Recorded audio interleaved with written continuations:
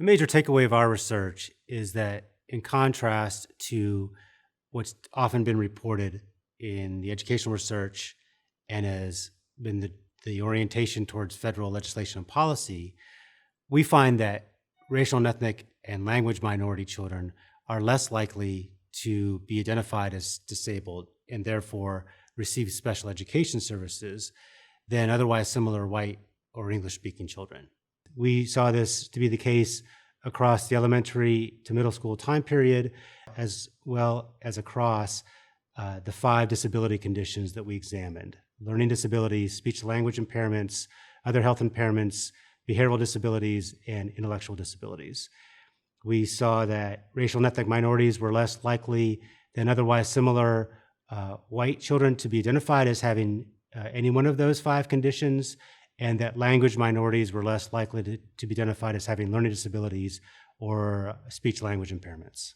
If children who are Black constitute 14% of the school-age population, all things being equal, you would expect to see that children who are Black would constitute 14% of the special education population. In contrast, what's observed is 19% of the special education population of children who are Black. And this disparity or disproportionality has led to criticisms of special education as racially biased and discriminatory. What hasn't always been satisfied is this condition of all of the things being the same.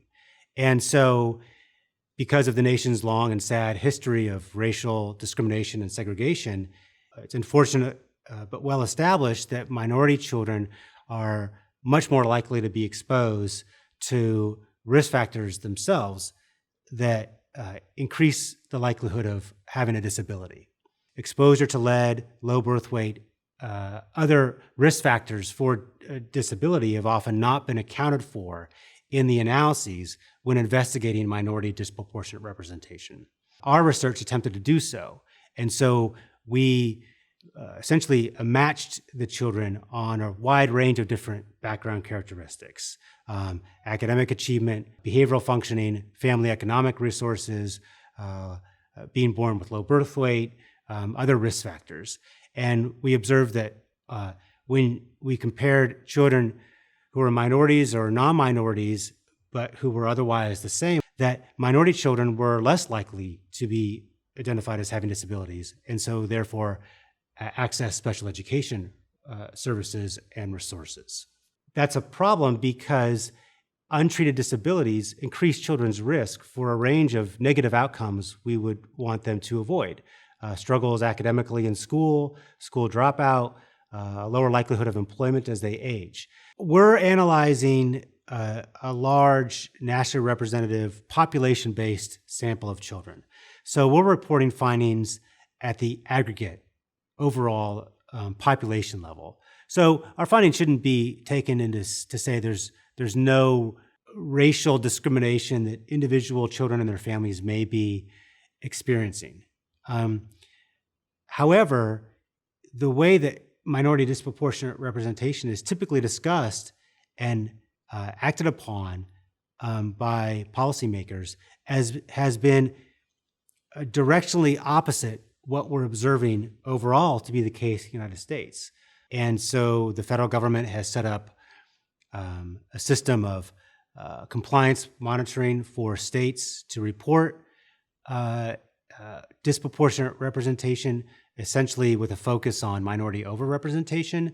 And if that's observed, it leads to reallocation of federal funding and how those are allocated and spent in local school districts.